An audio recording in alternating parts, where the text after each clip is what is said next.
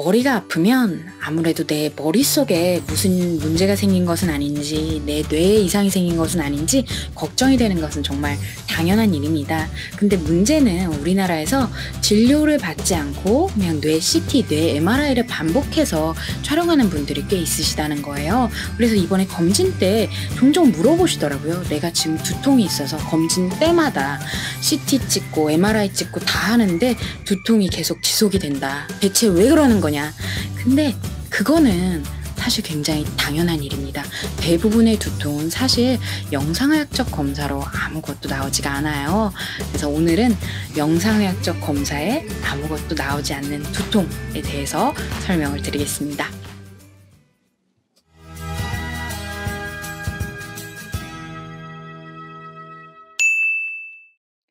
안녕하세요. 병원 밖에서 만나는 의사, 병원 밖 의사 김연입니다. 오랜만에 인사를 드리는데요. 오늘은 두통에 관해서 말씀을 드릴게요.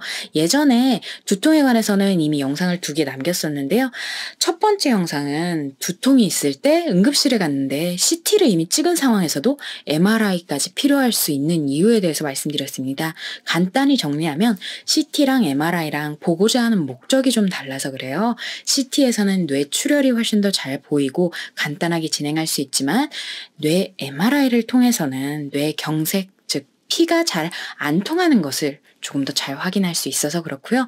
두 번째 영상은 두통 중에서도 정말 무서운 두통, 두통의 위험 신호들, 꼭 병원에 가고 또 검사까지 필요할 수 있는 두통의 위험 신호들에 대해서 정리를 했는데요. 그거는 이전 영상들을 좀 참고해 주시고요. 오늘은 제가 그때 깜빡 놓쳤던 정말 중요한 이야기를 하려고 해요. 앞서 말씀드린 것처럼 두통이 있다고 하더라도 대부분의 경우는 영상의학적으로 아무것도 나오지 않습니다.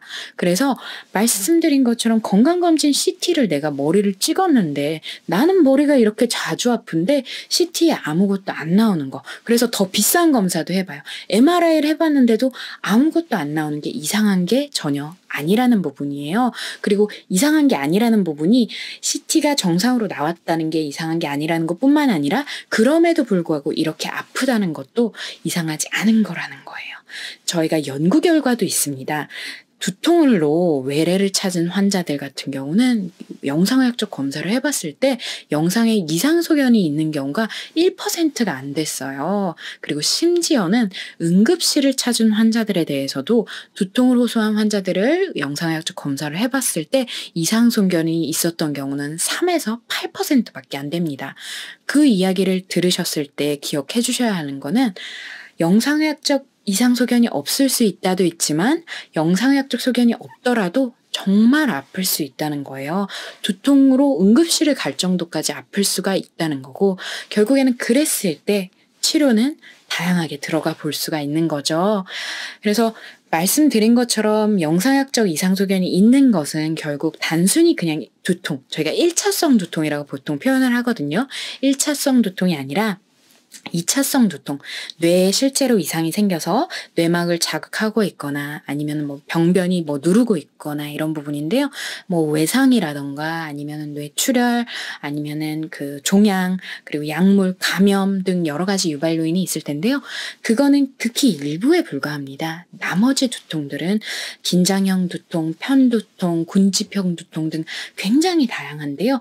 그 부분에 대해서도 단순히 뭐 진통제로도 치료를 할 수 있지만 사실 병원에서 특히 이제 신경과적으로 좀 도와드릴 수 있는 다른 종류의 약물 치료가 있다는 것을 함께 좀 기억을 해 주셔야 될 것 같아요.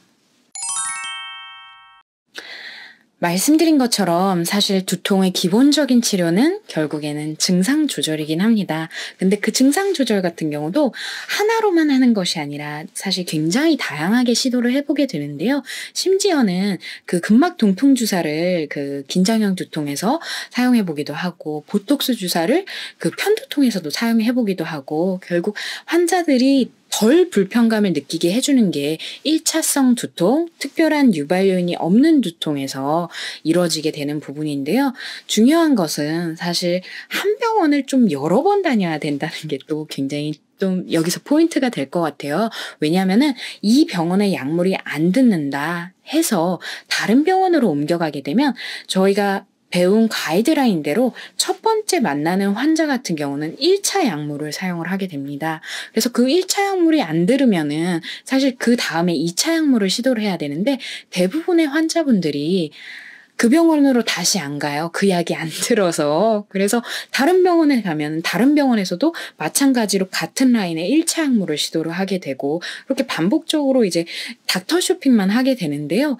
사실 물론 나와 조금 더 소통이 잘 되고 나에게 조금 더 잘 맞는 의사들은 분명히 있을 거예요. 그런데 조금 한 군데를 그래도 몇 번은 좀 다녀보셨으면 좋겠어요. 왜냐면은 약물 같은 경우도 효과가 나타내는데 걸리는 시간이 1, 2주 정도 걸리는 약물도 있을 것이고 말씀드린 것처럼 첫 번째 단계에 시도하는 약물이 안 들었을 때 그 다음 단계에 시도해보는 약물로 올려볼 수 있는 방법이 있습니다. 그리고 편두통 같은 경우는 저희가 빈도수나 강도수가 너무 높은 경우에는 결국 이 증상이 발생하는 것 자체를 예방할 수 있는 약물 치료가 또 따로 있거든요.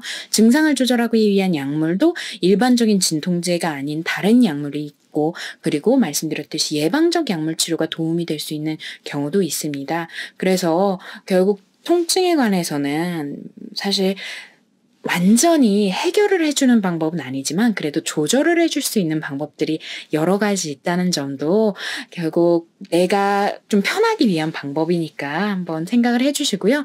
그거랑 같이 해서 기억해 주실 게 두통 같은 경우는 기록은 좀 잘 해주시는 게 좋을 것 같아요. 내가 악화가 되고 있는지를 놓치기가 쉽습니다. 만일 1차성 두통같이 생겼어도 편두통이다, 긴장형 두통이다 하더라도 점차 악화되는 양상이 있다라고 하면은 앞서 말씀드렸던 영상의학적 검사를 한번 다시 고려를 해봐야 될 수도 있거든요. 저희가 결국에는 악화라는 게 내가 아침부터 저녁까지 계속 점점 심해지면 누구나 다 병원을 갑니다. 하지만 대부분 그렇게 심하게 아파지는 경우도 있지만 종종은 한 달에 걸쳐서, 두 달에 걸쳐서 혹은 1년에 걸쳐서 서서히 악화되는 경우도 있어요. 그래서 기록을 좀 해주셨으면 좋겠는 건데 기록을 하실 때는 생겼다 뿐만 아니라 얼마 동안, 몇 분 동안 지속이 됐는지 그리고 어느 정도의 강도였는지는 함께 기록을 해주시는 게 정말 악화가 되고 있는지 아니면은 비슷하게 유지가 되고 있는지 파악하는 데 더 좋습니다. 당연히 기록하면 얼마나 자주 생기는지 점점 자주 생기고 있지는 않은지 확인이 되는데요. 그거랑 같이 해서 똑같이 일주일에 한 번씩이라고 하더라도 원래 1, 2분 지나다 말았던 게 3, 4분, 5분, 10분, 30분 이렇게 증가하고 있다면 그것도 악화 양상이기 때문에 진료를 받으시는 게 맞으시거든요. 그리고 강도 역시 저희가 보통 0과 10으로 숫자로 표현을 하는데요. 내가 상상할 수 있는 최대의 통증, 내가 당장에 죽어버릴 것 같은 통증이 10점 만점으로 해서 평가를 해보는 거예요. 오늘 내가 느꼈던 통증이 얼마나 거슬리는지를 숫자로 같이 표현을 해두면 똑같이 일주일에 한 번씩이라도 한 2, 3점이었던 게 3, 4점, 5, 6점 가게 되면은 이것도 마찬가지로 악화입니다. 혹시라도 그 통증 정도를 숫자로 표현하기가 너무 어렵다고 하면 그냥 거슬린다 아니면 일상생활을 하기가 힘들다 이런 정도로도 적어주시면 이게 사실 구분하기가 어느 정도 좀 도움이 돼서요. 말씀드렸듯이 무조건 악화 소견이 있다고 하면은 그거는 진료가 꼭 필요한 거라 그 순간을 놓치지 않기 위해서라도 귀찮지만 달력에 그냥 좀 핸드폰에는 너무 많은 정보가 들어있기 때문에 종이 달력 쓰시면서 아팠을 때 체크 몇 분 얼마 정도 힘들었다 이렇게는 좀 적어 보셨으면 좋겠어요.